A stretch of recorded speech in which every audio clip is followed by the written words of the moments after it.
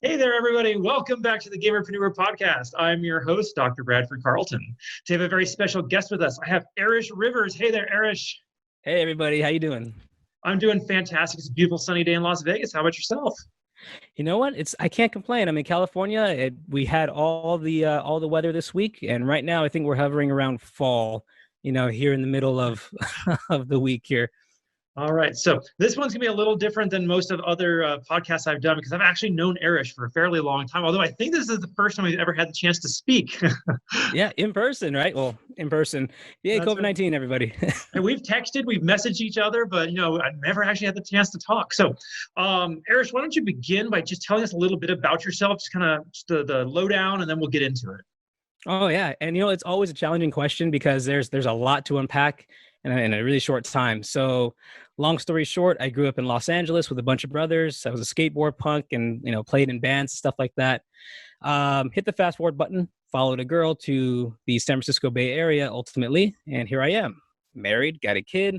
And besides having an actual 9-to-5 job in a 24/7 business, I have my own business interests that pretty much there's lots of different aspects of business development that go along with it, but it works very closely with music performance and artists and a lot of production work. Me primarily on the side of planning and financing. Beautiful. Okay, so there's a lot to unpack there. Obviously, I get the feeling you have a lot of advice to give here today for us. But before we get into that, I ask every guest a single question. I'm going to ask you the same as I ask everybody else. On a scale of 1 to 10, 10 being high, how weird are you, Arish? Oh, I'm a solid 11, dude. But so I say 11 because 12, and sorry guys, I live close to an airport. You might be able to hear this plane going over. It's all good. Everything's off the table now during this time. But 12 is weird. 12 is like going into other people's underwear drawers and doing weird things. I'm just an 11 in the sense that there's just no shame over here. And see, I'm sitting here thinking you're saying, you're in music, you go to the music production, goes to 11. My first thought, Spinal Tap. Oh, I love how you can run into people and it's always like the BS meter, right? Where if you really want to search them out, you start talking about Spinal Tap. You go, yeah, man, I love their performance, blah, blah, blah. And they'll like fish out some imaginary something that happened. And you're like, okay, all right. So Spinal Tap, just the whole time knowing, you're just like, why? It was such a good movie, though. Like, it's honestly one of my favorites. I usually go back and watch it about once a year, and that's the whole thing. The drummer just keeps dying. Poor guy. You know what I loved about it was it was actually that got me into Metalocalypse when Brendan Small did that, and I was like, wait a second, what's going on here? Like, this is awesome. And so that became one of my favorite shows. But I am huge on different nerdoms. I call myself nerd agnostic. Some people are super into Lord of the Rings or Star Trek or whatever it'd be. And I'm just like, just download it all, everything. I'll take it all. That's right. I'm right there in your Facebook group. You posted something with Cobra Commander the other day, free face masks. Hey, so, great health plans and everything, man. That's right. Before we get too off the rails here, this is the Gamerpreneur. Let's talk about gaming and specifically you as a gamer. Can you kind of give me your background? Where did you first start playing video games? Oh man, I started playing video games.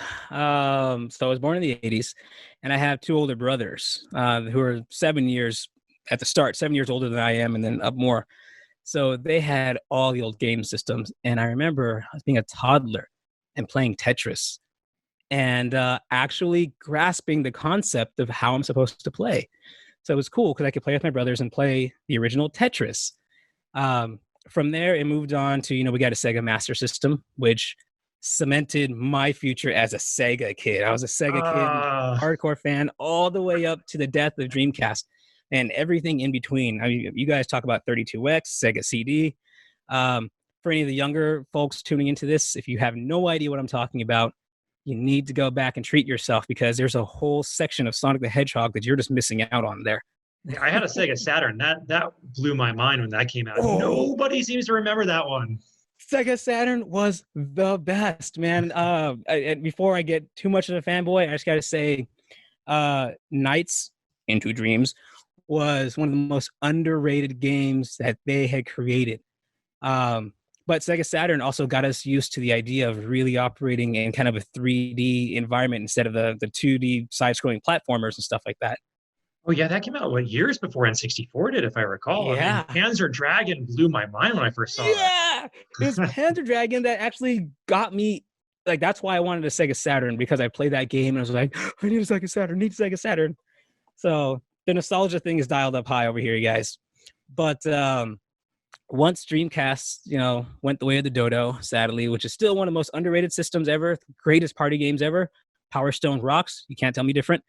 At that point, I was like, okay, well, I have a choice. I can go become a Nintendo kid, or I can become a Sony kid. And I went the way of Sony and started playing, a lot of PlayStation games until Xbox came about. And what I learned is that as these games started to evolve and change, I became the much more story-driven gamer. So you have people who play the puzzle games and people who love multiplayer and all that kind of stuff. And I was just into the story. So I would get the game, put it on easy mode because I just wanted to play through and get the story. And then I can go back and change the difficulty and all that stuff. But that's, and I'm still there today. Fantastic. Okay, so what are you playing today? You know what? Funny enough, I've actually regressed a little bit. I have now started diving into like indie platformers. There's a lot of them out there. There are a lot of them out there. And the newest one I found totally on accident. I'm trying to remember the name of it, man. I was just looking for something I could play with my kid because she's a toddler and we're playing Feeding Frenzy 2 just to keep her busy during this time. And oh man, what is this? It's like this little genie, and you could tell that a bunch of dudes made it because it's just like way too much, just almost suggestive stuff going on. The genie keeps moving, you got a little bit too much bouncing going on in her chest. But it's a classic side-scrolling, I shouldn't say side-scrolling, but a classic platformer, very much like Tonga, if you remember that from PlayStation. I do. I was never a fan of Tonga. The controls were a little wonky. It reminded me of Ape Escape. The controls were horrible. Yeah, but so those are mostly my thing right now. Of course, besides all the newer story-driven games, I think the last one that I was actually tuned into was Death Stranding. Now, I didn't really play it. My roommate Joe was playing it, and when Joe and I played, aside, Joe is actually my best friend and Arish's best friend. He's pulling double duty. That's our link here. That's how we. I think that was sort of the weak bridge link of how we started talking, but really was more about our own interests and what was going on. Yeah, we developed our own friendship outside of Joe. Yeah. Yeah. Okay. By the way, he says hi. So wonderful. Yeah, tell him hi. I was texting with him the other day, so I mean, we love Joe. We do. He's special. Yeah, but that's where I'm at nowadays. And the reason why I've made a conscious effort to stay towards the story-driven gaming, because I find it's actually played a part in a lot of the business opportunities and endeavors I take on. I want to hear more about that in just a second. I got one more gaming related question, then we can just go off into business and then have fun. But desert island scenario, you got a power cord and an Ethernet cable. What game is the one that you spend the eternity with? I'd have to say Echo the Dolphin, Defender of the Future. Oh, come on. I'm sorry, man. That's what I would have to go with because there was story. Yeah. But at the same time, the seemingly simple tasks that you have to complete take hours to do because you just can't nail the stupid jump right. But the game was just beautiful enough, and the soundtrack kept you on like a chill enough level that you were like, okay, all right, it didn't work out. That's okay. I'm going to keep trying. I didn't get it last time, and that's okay. And then you got a dolphin through space. Yeah. Plus, they gave you a lot of fun things to do. You poke your nose out of the water. I'll be amazed if somebody doesn't know this, but if you're playing that game, poke your nose out of the water and start paddling your flipper as much as you can, and you'll do like the water walk, the dolphin above the water backwards thing, So yeah. I do. I remember that game. I raged at that game as a kid. I raged at that one. If I ever came close to breaking a controller, it was while playing Echo the Dolphin. Yeah. But you know what? I think in moments like that, that's where we came to those very clear choices where it was like, okay, I can nail this or I can totally rage quit it, which, I had my share of rage quits at certain times, especially because the game had zero direction. It was just like no one told you anywhere to go. Nothing, especially when you so many air bubbles and just go. Yeah. No, I think one of the worst things they did to you was when you go to the future and it's all dolphin dystopian and they just dunk you into that dark green tank and you don't know what to do. And, it turns out, I got to operate all these machines and mechanisms and switches and blah, blah, blah, and you get zero hint to that whatsoever. I think it made us better people, though, didn't it, Arish? We learned, self-reliance and personal responsibility, having to figure this stuff out.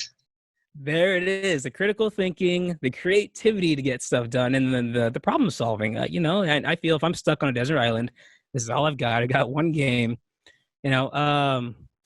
it's just going to be me and this dolphin, man. Rock on. Power to you. So, okay, Arish, let's get over to the preneur part. And you've kind of you gave us the quick rundown, but pick a direction that you want to talk about that you do and kind of give me your background. Yeah. So a lot of the things I do, let's go on the business development side because I inevitably always fall into that role. There's a joke around here amongst my friends and the people around town where they go, man, this guy always knows somebody. And so they go, hey, Mr. Mayor. And I'm like, all right, whatever.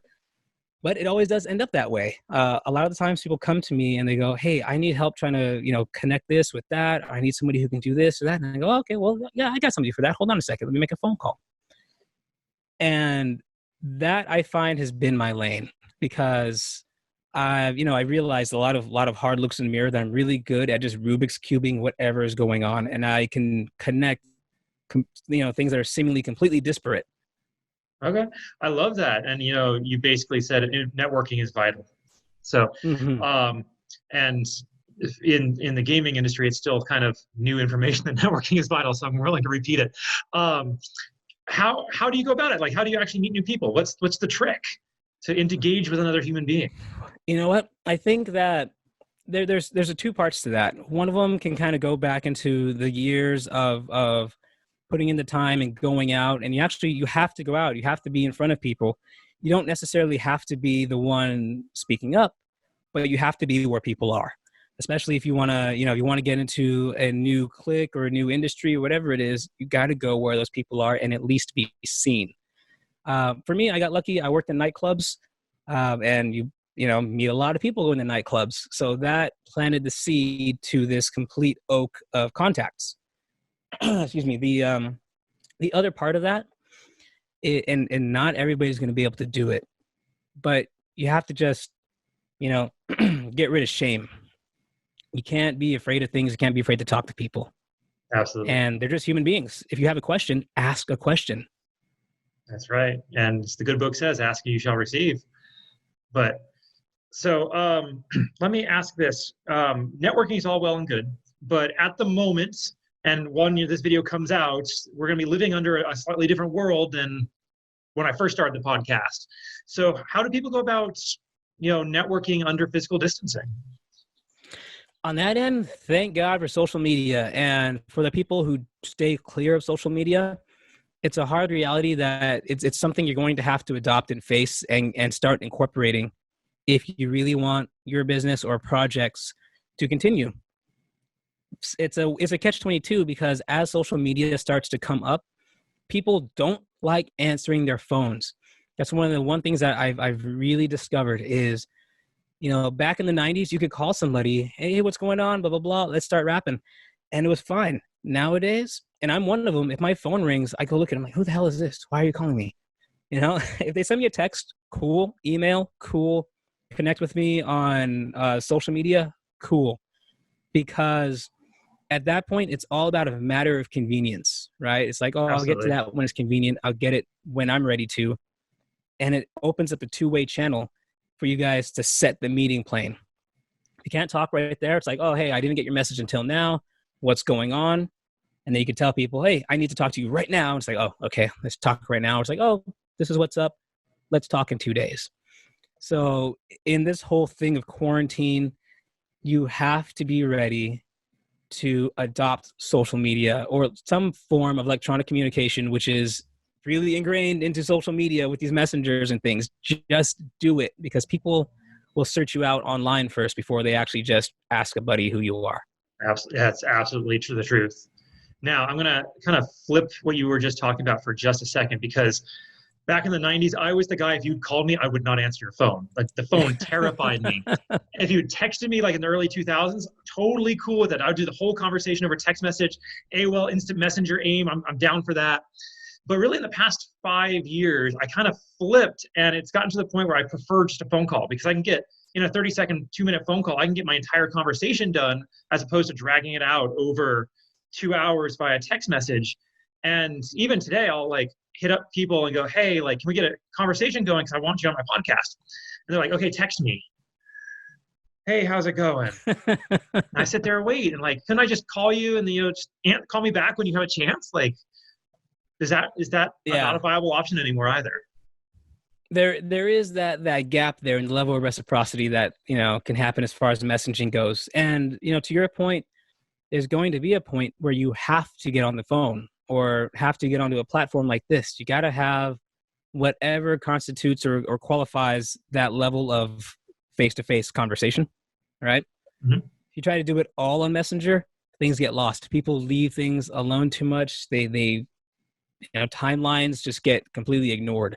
So there's going to be that point where if you guys are jumping into that pool, you need to do it together. Okay.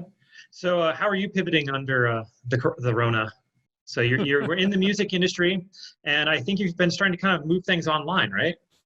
Yeah, very much so. Of course, with everybody streaming and all that stuff, that's fine. And so with my involvement helping to produce events and things like that, I'm always focused on how to monetize things, right? So as soon as the Rona hit, everybody went streaming, and I said, oh, that's fine, go streaming. I have no interest in trying to help people figure out their streaming because they're good at it. Now I have a business partner who is all about that, and he wants to help artists be able to stream as easily as possible. And that's something that we are working on together, where we go, all right, leave the music to the artists. That's all they should worry about. The tech side, they can go ahead and ask somebody else to do that. They can moderate chats. But what I've been doing is building out systems for them to monetize. And I actually got the inspiration before all this hit. There was a guy who's part of a group I'm part of. We listen to the same type of music. It's a group completely about that music. And he was like, hey, I play at this jazz club live every week. You guys want to tune in? And a bunch of us said, yeah, sure, let's do it. So we did that. And then he had a show. He said, I can't be at the jazz club, but, I have my tracks at home, and I'm going to be just doing a listening party. You guys in? I said, yeah, let's listen to your tracks. And I went from just hanging out with a guy online to spending $50, on his website. And the thing is, it wasn't all at once. It was, bit by bit by bit. And I was like, there's no reason I can't build something like this out for other artists.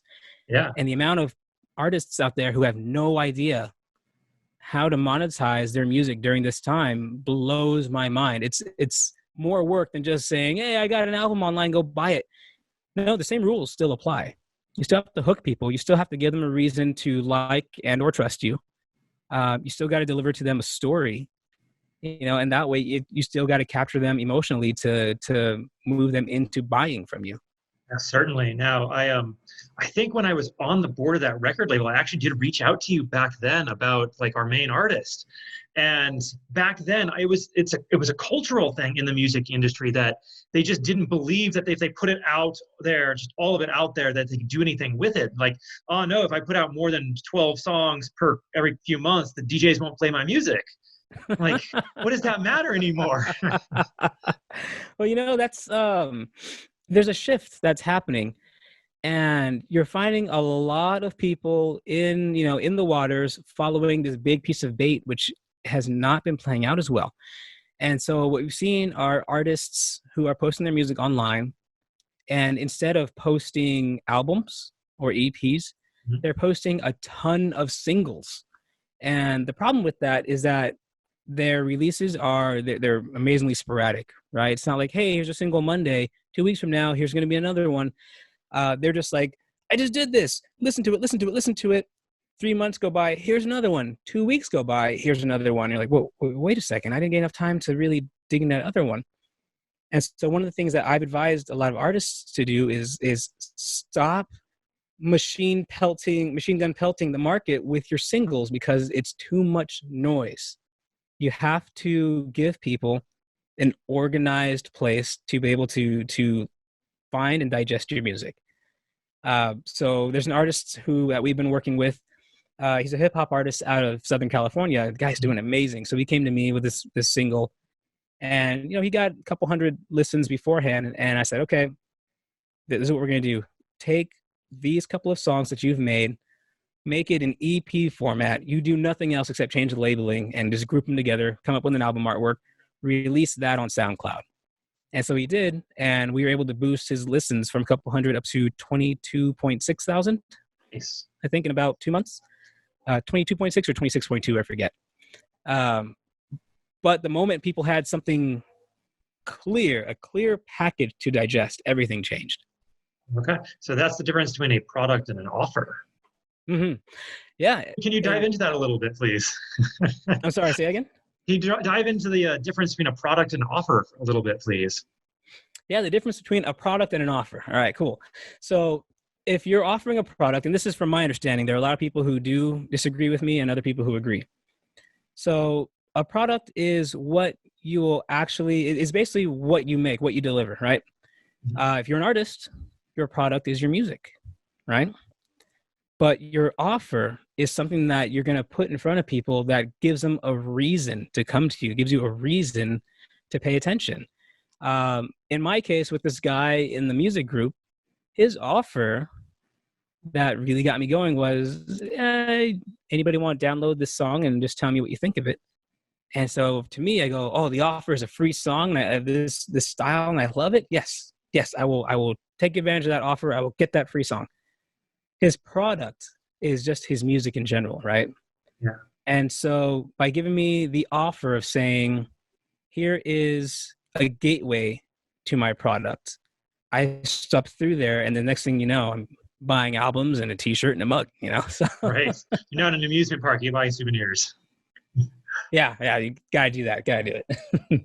All right. So, Arish, how do you embrace your love of gaming and what it is you do now? So you have, you're an agnostic nerd, but like, how exactly does gaming play into your life day to day, if at all?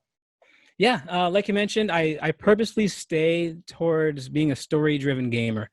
And the reason why is because when it comes to business, there is an acronym that a gentleman by the name of Dr. Pele came up with, and it's called STORY, right? And each letter, you get story, S is for trust, S for strangers, T for trust, right? O is offer, R is for referral, and then Y is you. And we can break that up later on, or give you some show notes, or at least give you the link to the book where you find this. It's amazing. Please do. Yeah. Yeah. There's also a podcast interview where he does it. So that's a quick one too. But learning how story factors into everything is the magic key, right? If you have a product or some kind of offer that you want to bring to somebody, and you just go, oh, check it out, here it is, that. Everyone goes, that's cool. I'll see you later. That's right. But when you can put a story behind it and make people care on that end, okay, now you get their interest. But if you're doing something like I am, where there's a lot of business development going on, you become part of the story. The relationship you have with that other person is part of the story, and that's what you need to build on. So at that point, you've hopefully already gotten through the point where they trust and will listen to you. So that way you can now move on to the O in story, the offer, right? Mm-hmm. And then you can get business done as you guys build this bigger story around yourselves together. So I'm sitting here listening to you, Arish, and I'm putting the final nails in a training program I'm launching soon. And I'm like, geez, there's just so much to unpack in everything you're saying. There's not enough time. So let's kind of move on a little bit. What advice would you have for someone who may want to do exactly what you're doing? And that, that's the problem. I've always had a lot to say in that bag, but I think the biggest piece of advice I would say to somebody is learn to stop talking about yourself. Stop trying to impress other people. There's a difference between marketing yourself, putting yourself out there, and then just bragging, right? What's the difference? The difference is if you're bragging about yourself, then you're talking a lot and at length and answering questions nobody asked, right? If you're marketing yourself, you're positioning yourself in front of somebody else in a way that shows them how you can be helpful. And on that end, I guess really I should pivot and say, biggest piece of advice is learn how to shut up, really, right? Ask a question, or, put that offer out there and then shut up. Listen for what comes back. If people have something to say and they're answering you, let them talk. Let them talk. And I do it every day in my 9-to-5 business, which is actual bail bonds, right? Absolutely. And for me, there's a lot of underwriting that goes on. I'm talking to people, I have no idea who they are, and I'm putting up tens to hundreds of thousands of dollars for them. I need to understand everything about them. And it's way easier if I just go, all right, well, tell me what happened. How'd you end up in handcuffs? And they just talk and talk and talk till they give me every piece of information. Everything. Yeah, everything. And I'm like, oh, okay. So now I have a firm grasp on, where your parents live, what kind of family you have. Are you single? Do you have kids? What are your habits? What are these trends? It's no different for any of your prospects. Let them talk. Let them tell their story. Because if you give somebody else the room to really start speaking, they end up trusting you more, even though you've said almost nothing. It's like the doctor framework, right? Mm-hmm. So without diving into it too much, when you go to the hospital, the doctor comes in and asks you questions, and then that becomes them taking the position of the expert. Okay. You're the one talking the more as a patient. Let me kind of spin the question a little bit, because a good number of my viewers are streamers on Twitch. And so when people come in to watch them, and if they're coming in through social, you're not necessarily getting that opportunity to hear people speak. It's really just you doing the talking. How do you position yourself in a world where you're not able to simply just listen? For something online like that, the best thing I've experienced is actually having some help. Somebody to moderate or to, give you cues when it's like, oh, hey, this is, somebody said something here that's important. You should address that.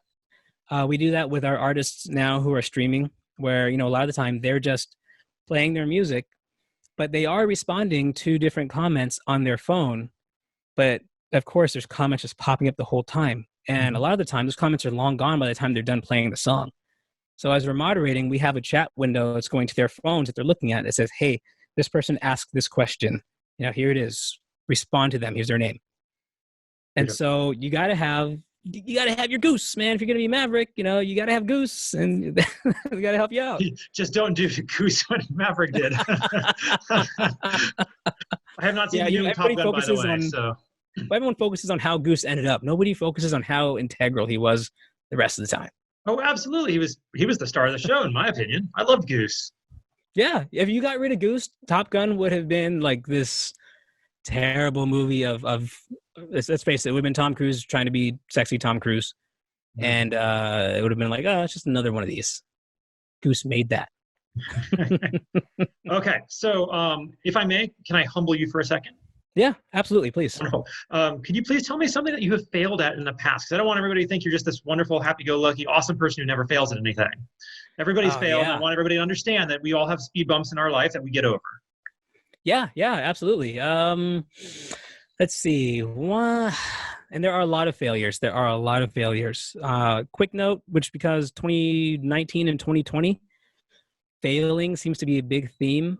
So I just want to reinforce that. Everybody embrace your failures. Don't be afraid to fail.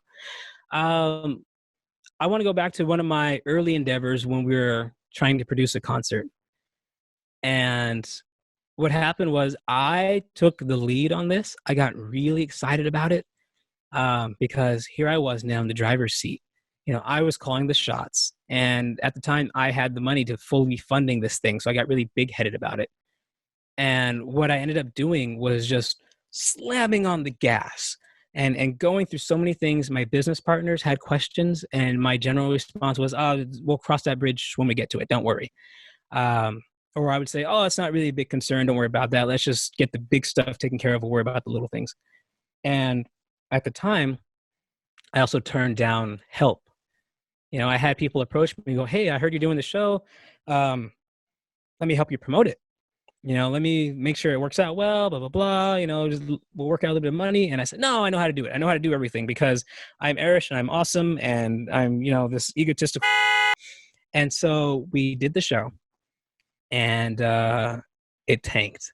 It absolutely tanked. I downed $20,000 of my own money, which hurt. And I am by no means, yeah, sure, I live in the San Francisco Bay Area, but I'm not like a baller, right? $20K in my own money hurts, and took years to recover from that. I feel you. I've done that too. Yeah. Yeah. And I'm going to do a plug, if I may, for a friend. Go right ahead. All right. There's an entrepreneur here in the Silicon Valley by the name of Mauricio Mejia. And he's the type of guy who's never actually had a job, right? He just released a book called Smoke and Mirrors. Very fast, very easy read. But the advice that he has in there is amazing, because here's a guy who built his own way to millions, literally lost it all, like all of it, to the point where he's homeless and couch surfing. And, he's back now. He details all of it, and he gives you those lessons very much like mine, where you learn from the failure and you learned to slow down, listen to other people, and really acknowledge when somebody else is coming from a place of expertise. Shut up and listen to the advice they have. Even if you don't really end up employing their help, the simple conversation is going to give you at least nuggets you can learn from. Beautiful. That's some fantastic advice. Thank you. Humbling you a little bit further. Mm-hmm. What is something you're currently not good at? Currently not good at, I would say, follow through on the small stuff. And you're a big picture person. I'm great at coming up with a big picture idea, and I'm an amazing starter. Light that rocket, and we're going to take off for sure. For about 2 weeks. yeah, right. But hey, once that rocket goes up in the air, and I couldn't care less. And that's my problem, where I'm addicted to the build. I'm addicted to the launch. Maintenance becomes a little tough. And that's where I've learned to reach out to partners, accept help for other people who can do the things that seem boring but are really, really the integral part of what's going on. Anybody can start something. Anyone can launch something if you just, slam through the right walls, push the right doors open, push the right buttons. But if you're going to monetize it, you're going to make it work, you have to do the small, less sexy parts of it. Absolutely. Now, I want to ask you something, because I hear people say all the time, you just need to go get a partner, go find a partner. You even just said, oh, just get a partner that, fits, the gap that you need to fill. How the heck do you go find a partner? Like, I start reaching out to people on LinkedIn. Hey, want to be my partner? Like, what's the secret? Just like all of us started out when it came to marketing or sales, what's the first thing they all told you? Ask your family and friends, right? So without bothering anybody, you just think on it. And I tell people, I firmly mean this. The best place to think is in the bathroom, whether you're going to be in the shower or on the right? So seriously, don't worry yourself about it until you're there, and then think about it. Who do you know who has a modicum of experience or a leeway into what you need? And if they kind of just register on that meter a little bit, but they're not the person, still ask them, because chances are they know somebody else who can get it done. which is the whole reason why they even have, in the first place, a little, blip on the meter for you. Beautiful. That's fantastic advice. Just go talk to people. Yeah, talk to people. Talk to who you know first, because everybody knows somebody. So, right? So you say start with your family and friends. I lost that 20 grand myself because I reached out to a friend, guy I played Warcraft with, played for like 8 years with this guy. I knew him. He was at the #1 table with my family at my wedding. He was a developer. I'm like, hey, I need you to develop me an app. Is that cool? I'll pay you 20 grand. He's like, sure thing. 4 months later, hadn't written a single line of code and ghosted me. Wow. So, friends, choose them wisely. Oh, that's a level that would blindside me. When you have somebody who you've built the story with that degree, you wouldn't see something like that coming at all. No. I'm really sorry that happened to you, man. Which goes to another piece of advice, if I may throw out there. Sure. The gentleman's handshake, out the window. Doesn't work these years. No, absolutely. No. Yeah, got to get on paper. You're in the legal field, kind of tangentially. I was a lawyer. No handshakes, no. Yeah. Yeah, and some people are going to feel bad about it, making their friends or their contacts sign something. Hey, look, think of it this way. It's not, to screw them over if they try to screw you over. It's just making clear that everybody is clear on what's expected when. That's right. Fantastic. So, okay. I feel bad about it. Okay, so Arish, how do people find you if they want to get in touch with you? Where are you at on social media, contact info? I am ridiculously easy to find. All the handles are at Arish Rivers. That's ARISH, Rivers, just like the water. And if you guys the hand motion, are, by the way. We needed that. Yeah, just like the water. If you're put off by some coarse language or a few things, sorry, that's just you're gonna have to deal with it. That's part of the package, right? I get really weird when people are in suits and very formal and yes sir, miss ma'am. No, come up to me and call me and I will work with you much more willingly than the guy who blows pink powder in my face to make me feel happy. Now, Arish, that's not necessarily fair, though, because you also have a 2-year-old daughter, and I have trained myself very hard not to curse anymore. So now I'm like, just knock it off with that stuff. Yeah, like, oh, God, fudge, My favorite pivot on cursing was mother of pearl. Mother of pearls. Yes. You know what? I think that the pivot on cursing has gotten easier as I've digested more and more Good Place. I finished it. It's a great, amazing show. If you haven't watched The Good Place, just the happy-go-lucky, bright color, ABC, like whatever, it's all part of it for a reason. Watch The Good Place. It's amazing. All right. So fantastic interview, Arish. Thank you so much for coming on. Before I wrap up, is there anything else you want to talk about? Any more advice you want to give or anything I didn't ask you think we still need to cover? No, because I will spout off like crazy. So if anybody does want to just get a hold of me personally, like I said, at Arish Rivers, if you are interested in more directly business development related things on a very, very hardline professional level, you go to my website. That's www.thirdcrown.com, 3rdcrown.com. It's an inside joke. Otherwise, you can find me there. But Bradford, for you, questions and comments, we're going to have to do that off camera because there's so much I want to dive into. Absolutely. All right. Well, on that note, Arish Rivers, thank you so much for joining us today. We really do appreciate it. Yeah, my pleasure. Happy to join you and welcome everybody to my garage and my proud Reservoir Dogs poster that has followed me since my first day of college. Thank you. Absolutely. All right. And Gamerpreneurs, please go back and listen to this one again. There was a lot to unpack. Hit Arish up if you have any questions. And I'll remind you all, don't be just a gamer, be a gamerpreneur.